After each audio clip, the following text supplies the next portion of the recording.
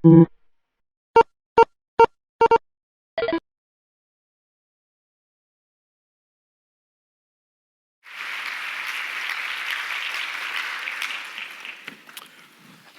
can everyone hear me okay? Yeah, I can hear myself, which is good.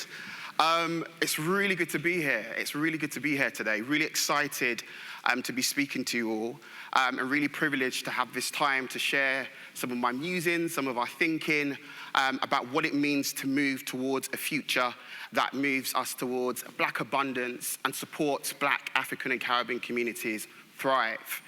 And in this particular talk, I really want to touch on a few things that hopefully you're able to take back with you into your everyday work and into the organizations that you work in and through. Before I deep dive into what I'll be sharing today, I want to start with a grounding, a way to ground what I'm talking about in the lived experiences of others that have navigated systems, in the futures of others that are thinking differently about how we do life and how we do change in the UK and abroad. You are an ambassador of present realities, reaching into futures and shaping these futures into powerful intentionalities. Recognize that there are also powerful intentions enshrined in ancestry that are still shaping our presence, for which you are a part of the great translating team. Hold this office well. You are holding a great responsibility. And I wanted to start with that grounding because we are in this room, but we're not just here to learn and to engage. We're also here, hopefully, to be reminded of the responsibility and the potential of digital and design and data and technology. So, I'm going to be talking to you today about a few things that have been sitting on my mind and sitting in the heart of Rooted. Rooted, we're a strategic research and design company, one of the only Black-led, Black-centered companies that are exploring the possibilities of change and exploring the possibilities of love for our communities so that we can thrive. And hopefully we're shifting systems towards visions of Black abundance rather than visions of poor outcomes or realities of poor outcomes. We are shifting those things so that we can move to better and alternative futures. Here is a quick view of the team, and I share them whenever I go because the thinking in this conversation and what I'm sharing today also comes from the work of this amazing team of individuals who are really committed to creating change on our terms and creating change in a way that's lasting and really speaks to the futures of our communities and our families and our friends. So I'm going to do three things, or talk through three things.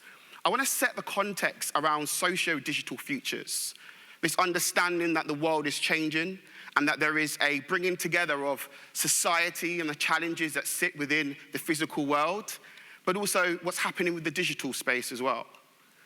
I then want to share some principles around Afrofuturism, hopefully giving you some insight into what it is, but also the philosophies that sit around this idea of envisioning futures that center the realities, the visions and dreams of the Black diaspora in the UK. And then finally, I'd like to share some provocations and some possibilities that hopefully begins to bring some of these things alive. But what I want to caveat to say is today this talk is very much about provocation and hopefully something that stirs you to think differently about the future and about the work that you do. Rooted's work is all about shifting our futures from the margins to the center. It's about recognizing the voices, the people, the lived experiences that sometimes goes invisibilized in the system. And as a result of that, leads to inequalities and disparities, which I'm sure many of you are aware of. But as we begin to think about the future, and this word future has been on my mind for like ages, probably in the last, I'd say 4 to 5 years. I've been thinking so much about the future, not just the present, although I'm engaging in that. There's something important and powerful about what the future holds, who shapes that future, and who's in that future. Socio-digital futures talks about the idea that the world is changing. The world is moving. Digital technologies, devices, and data are now woven into the fabric of contemporary society. We know that, we see that. To describe this, we can say that we live in a socio-digital world. And Professor Susan Holford in Bristol University talks about this beautifully in understanding that actually there is emerging and there is a new space, there is a new world that is emerging that we need to be considering and designing and shaping as well. We're living in a socio-digital world where digital technologies and devices are such an integral part of our society. You can see the social and you can see the digital world. You can see the realities of navigating the everyday physical experiences of life, whether that be going to the shop, whether that be going to pay your tax or going to pick up your children from school, with the reality of the digital world that's coming into that maybe is giving so much more information, so much more direction, prompting, so much more reliant on those things as well. But one thing that feels really important when thinking about this socio-digital world is not only that is it a new world that seems to be emerging and there's more research trying to understand how do these things connect. What we're recognizing in it is that actually in the midst of the pandemic, the climate crisis, and widening inequalities, what lies ahead seems more uncertain than ever. The changes in technology, the changes in data, the changes in how we're navigating the world. Even when we think about COVID and we think about what that did and how we experienced that, change seems ever more uncertain than ever. But that brings me to this point, and this sits really at the heart of the work that we do when we're engaging in our communities who might be experiencing challenges with debt or challenges with maternal health. But there's this sense that anticipation for future confers great benefits to human well-being and mental health. It's the idea that the anticipation for the future is so good for the way that we think about our mental health. It's so good for our well-being. But not everyone gets to think about the future in a positive way. Not everyone gets to dream and vision about those things in a positive way because we are wrapped up in the present and wrapped up in the challenges of the present. So when we think about these socio-digital futures, it's important to also remember that not everyone has that excitement. And actually, sometimes there's quite some fear and trepidation about what change means, especially if change has normally left us or you behind. So who gets the future? Who gets to imagine? Who gets to dream and shape what these new digital realities look like and feel like and how they're navigated? There's something really important about recognizing that so many people who are stuck or maybe in this place of the present really struggle to then think about the future in a way that feels really meaningful, in a way that helps them think about the positive things on the other side of the challenges that they may be navigating. But those who need to be the most resilient in the face of crisis are often the least equipped to do so. Black communities are left reacting to rather than planning and preparing for these futures. And we see these so often in the work that we do, when actually the reality of being challenged in multiple ways can kind of oppress your idea of what a future could look like and the hope for it. Then it brings us back to this idea again of what happened, the impact of COVID, the realities of the inequalities it revealed. So in COVID, we saw this massive surge of digital technology. We had to do life differently. We had to work differently. Children were learning differently. If you were a parent trying to parent at home, or if you recognized that you couldn't communicate in the same way that you could, things changed. How we consume goods and services changed. And the extension of algorithmic decision-making also changed. So COVID and the pandemic really had an impact and is changing, and we're still experiencing that change. But in the midst of this change that's happening, There's a quote, and there's around, if you're a black or an ethnic minority in modern Britain, it can often still feel like you're living in a different world. And these ideas of different worlds, so whilst there is a socio-digital world emerging, whilst things are changing, maybe quite quickly, maybe there are some worlds that are not included in that. Maybe there are some worlds that are not fully comprehended in that. And actually, this speaks volumes. Because whilst we're moving to new digital ways of understanding health, and whilst we're finding new ways of trying to do the new normal, what it also revealed were the disparities that existed in the world itself. We saw a massive increase in disparity in the impact of COVID-19 on people's lives, especially from Black, African, and Caribbean communities and other ethnic minority communities. And there was confusion and questioning as to why, what was happening? Why were we dying at a faster rate? Why were we being serviced less to the degree we would want to be? What was happening in society at that time? But I think that whilst the new social digital world emerged, the problems of the old world remains. And there's something really important about recognizing as we're moving to these digital futures, as we're moving to understanding how technology is going to exist in the next 10, 20 years, and what that means for our lives. There's also something to remember about the problems and the challenges that exist now in this world too. The COVID recovery, you've probably heard it before, people talked about build back better. Let's build it better. And actually, I think it's about building back braver. I think it's about thinking differently about how we create, how we dream, how we vision, how we include the voices, the futures of people who have typically been on the margins of many things. So, digital. Is it a friend or a foe? And in so many ways, I sit with this question, and I'm kind of like to-ing and fro-ing at times, right? Because you recognize the power of digital and technology. But then you also have to think about the implications and the challenges. As more and more examples of digital injustices accumulate, it becomes clear that something is awfully off in the world of data. When we think about what this means around algorithms, when we think about what this means for structural racism, when we think about the apparent injustices in the digital sphere, we know that there's more to be done here. We know it's important to think about, as we're designing these futures, how do we account for these things?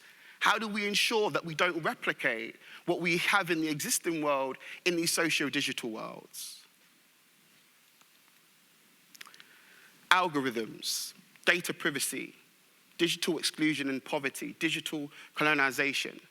All of these things are the shadow of digital, right? It's the shadow of the technology that we're using. These things can cause challenges. These things can cause racial bias. These things can cause people to feel insecure about their data. It can cause manipulation from commercial organizations. There is a reality that sits around some of these things. And actually, sometimes the words may not always be given to it from those in the communities we work with, but there is a real feeling that something is happening, something is shifting. And is it going to shift and happen without us? So, what kinds of socio-digital futures are being claimed and made? And who or what is shaping them? I want to talk about Afrofuturism. And I'm titled this Resistance and Reclamation. And the reason I want to bring Afrofuturism at this point is because there is a principle and a philosophy that sits around Afrofuturism, which I think is a valuable contribution to the way that we are going to be designing and creating for the future of the world and these socio-digital worlds too. There are Black people in the future. We're there, we're going to be there. And it means that actually in recognizing that, how do we support how do we support communities think about ourselves in those futures and ensuring that those futures think very much about us as well. Communities want new worlds, new ways for society to work, new ways of being, new ways of experiencing, alternative differences, more agency over how society works, more alternatives for how society works. And Afrofuturism, as a practice, as a discipline, as a philosophy, begins to bring this need together into something that hopefully we can think about when we're designing for the future, when we're thinking about data and technology. But in order to transcend our existing realities, we need to conceive new and alternative worlds. And this is what Afrofuturism invites us to do, to see anew, to feel anew. Not just create new ways to cope with the existing world that we have. This isn't about survival. This is about liberation. This is about moving into abundance and possibilities around those things, which I believe is possible. But living in someone else's world can be tiring, can be draining, can be really challenging. And when we think about the worlds and the communities that we engage with and we work with, it can often feel like they are living in a different world. We might feel like we're living in a different world in so many ways. And Afrofuturism begins to ask these important questions about this world and about the possibilities of this world, about the possibilities of the culture and the history and the joy and the art and the philosophies and the spirituality that exists within Black, African, and Caribbean communities. The possibilities of those things weaving and shaping the future and building and used as materials to build the future as well. So, Afrofuturism, an intersection of imagination, technology, the future, and liberation. It aims to bring these things together, recognizing that there is an interdependency between them, that actually we shouldn't be thinking about one without the other. The importance of thinking about imagination, but actually we also need to think about how our imagination liberates us into new things and not into old systems. When we're thinking about liberation, when we think about the role of technology in actually not being oppressive in the liberation we're trying to seek. And then when we think about the future, we need to think about how all of these things interplay to help us understand what the future is or should be and what's the preferred way to get there. Afrofuturists talk about Black people showing themselves as responsible for shaping the future. This isn't about putting the future and the change that's needed across poorer health outcomes or poorer educational outcomes in the hands of others. Afrofuturism begins to center them in center stage as the people able to create this important change. Afrofuturists build worlds and are building worlds based on joy, healing, liberation, invention, freedom. These are principles that feel important based on the histories of our communities and our people. And it's important to bring these things in as we begin to think about how we do things differently. So, what are the principles of Afrofuturism? And I'll share a few here. So there's something important about reframing the relationship between technology, society, and humanity. Something about recognizing that they are interconnected, but they don't consume one another. They're all important, and they should be serving one another. It's also about protecting our traditions and our resources. Afrofuturism thinks about the sustainability of a thing on our culture, on the culture of people, of how people meet, of how people eat, of how people engage and how children play. These micro communities and micro cultures that exist across the world and across our cities, how can we preserve those things? Actually, furthermore, how can we enhance those things as we think about this social digital future and this new world? It fights against all the things that leads to cultural erasure and the sameness. It tries to create space for individuality, for expression, for freedom and liberty of personhood. It's about dismantling power and recognizing that those who have had power and have misused it actually need to give that power up in many ways and ensure that we're actually unlocked in our empowerment to take things into our own hands and think about the future in an effective way. It's about agency. The agency to choose, the agency to move, the agency to thrive, all of these things are wrapped up in this concept of Afrofuturism. And some people might think of Afrofuturism with, the science fiction piece and, this idea of Black Panther and Wakanda and all these other things. And those have a really important place. But at the core of it are these principles. And the question that I've been sitting with and my team has been sitting with is, how do we apply these things in the work that we do?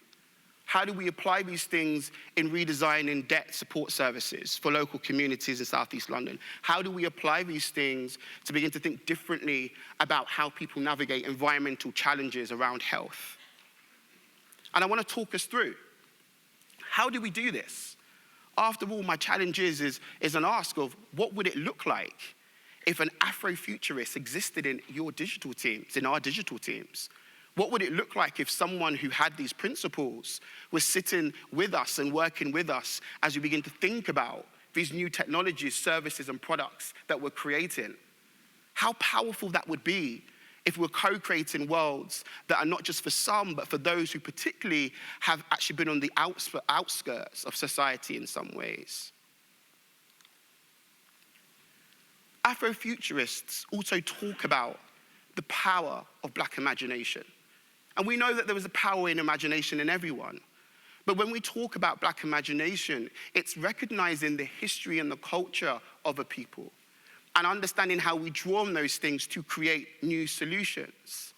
It's recognizing, as I mentioned before, what exists within our society, what exists within our culture are the philosophies, are the stories, are the spirituality. How do we draw on these things to think differently about what can exist? Because the world of reality has its limits, and the world of imagination is boundless. And this invitation into imagination is so important. And actually, the more I do this work in this field, it's more important I realize how important it is. I've said important like 3 times, but how important it is to invite people into imagination, to ensure that actually we're thinking about the limits of reality, but also being bold to think boundlessly as well as to what can be possible. So why is it important? Why does Afrofuturism or Afrofuturity, why does it center imagination? Well, if we're not active in conceiving new alternatives, we will continue to live in someone else's future, which makes sense. If our brains, if our ability, if our dreams are not active in thinking beyond the constraints of what we see, then actually we end up living in a world that someone else who has the time, the privilege, and the space and the power to create, we inhabit those worlds instead. It also reverses the effects of oppression has had on our imaginations. And this is really important when we think about Afrofuturism. It's not just something that is aesthetic and thinking about science fiction and how it works in this time. It also responds to the history. It also responds to the context. And imagination is one of the spoils of colonization, which in many ways is claiming who gets to imagine the future for a given geography. Losing our imagination is a symptom of trauma. Reclaiming the right to dream the future, strengthening the muscle to imagine together as Black people is a revolutionary decolonizing activity. It invites us to reclaim something that many people lose, whether it be because of the day-to-day challenges, whether it be because of the systems we exist in and we navigate. The imagination calls us to find and regain something that might have been lost along the way. And this speaks to the practice of equity, in my view. We talk a lot about equity. And actually, in reframing equity, I think equity actually invites us to not only repair the existing currently challenges faced by communities, but also to repair of the imagination. It calls us to address the positioning of communities, to imagine and determine their own futures. It's a reparative work. The work that we do, whether it be in digital, design, technology, when we are engaging with communities, it's a reparative work in allowing them to rediscover and find their imaginations. So equity is to make whole. I've been asked that question, and as we've been thinking about equity, and as I've mentioned, rooted, a lot of our work engages with the reality of inequity, racial inequity, and the intersections that sit within that. Asking questions of how do we design differently? How do we create new methodologies? How do we engage with communities differently who've experienced inequity? What does this look like? And part of this imagination work is important to that. So Afrofuturism not only inquires about where that imagination is and invites us back into that, it also thinks about unbounding Black imagination to create new worlds. It invites communities and people to try and step beyond what they currently experience, to think about this question mark, to think about what could be possible. But all too often, that new world isn't being created by them. That new world isn't created by us. It's created by some. And Afrofuturism invites us to think differently about what that looks like. Think differently about how we can create a new world together. So, going back to my title, what if every digital team had an Afrofuturist? What would the world look like?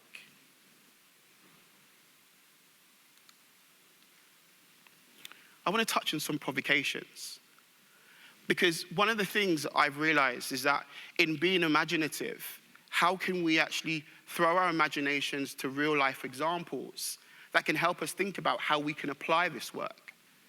Someone might turn around and say, well, I'm not an Afrofuturist.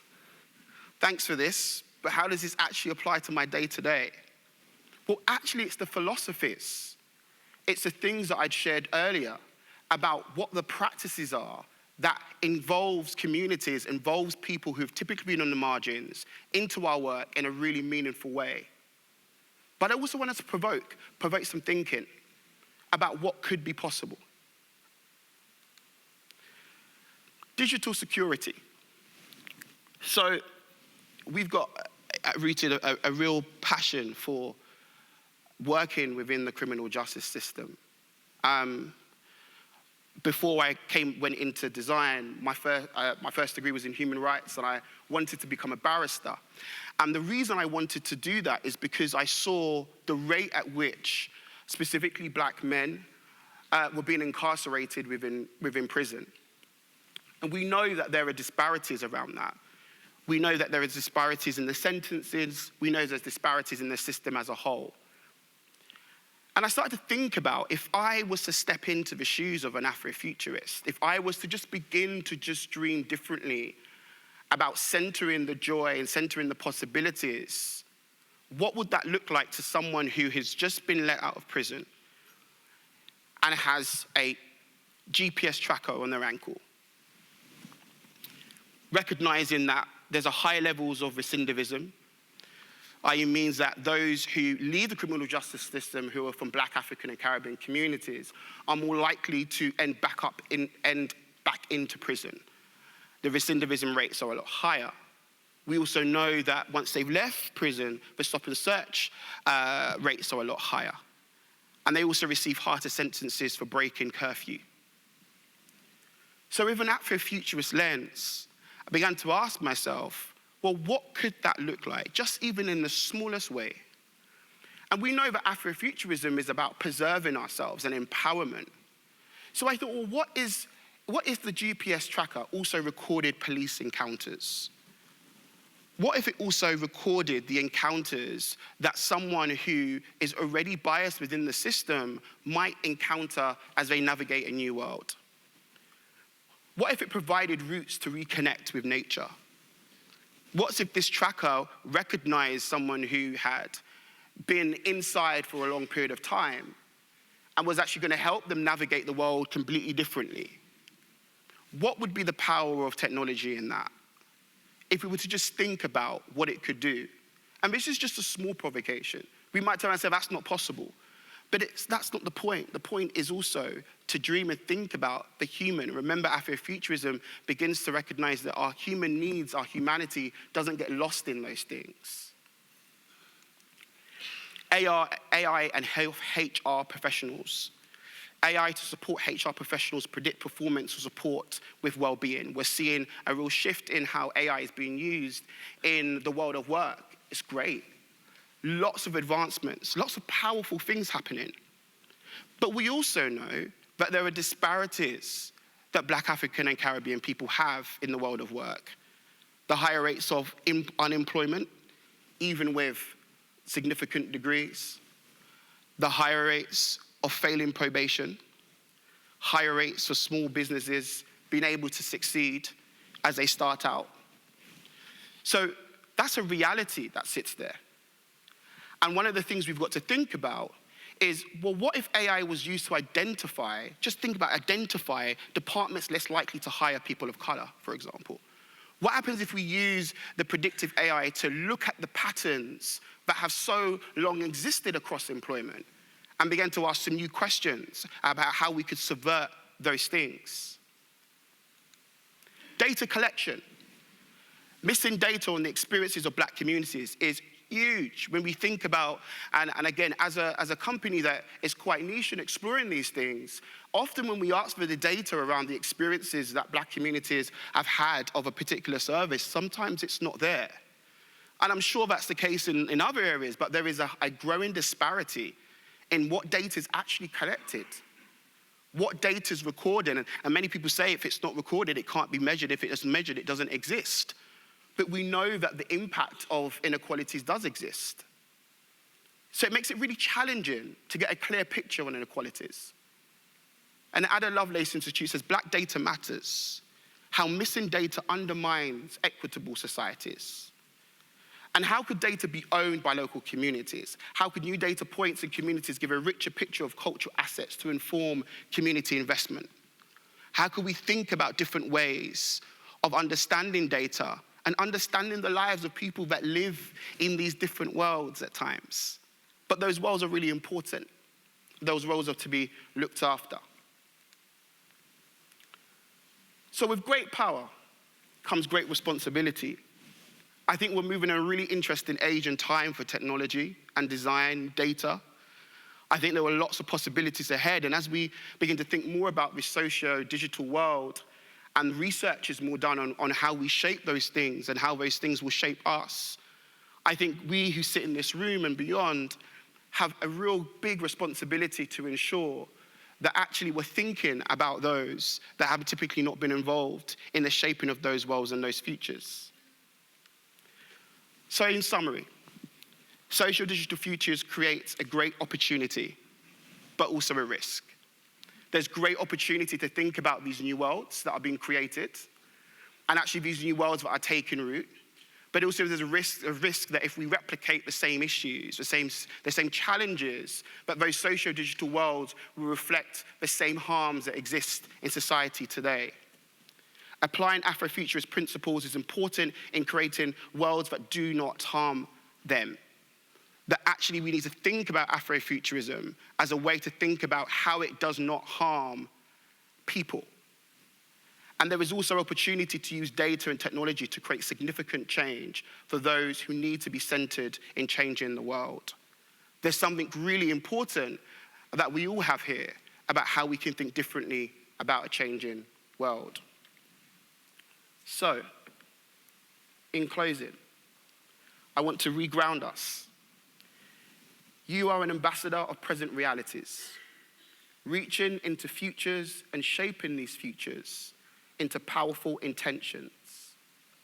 Recognize that there are also powerful intentions enshrined in ancestry, that you are still shaping our presence, for which you are part of the great translating team. Hold this office well. You are holding a great responsibility. Thank you.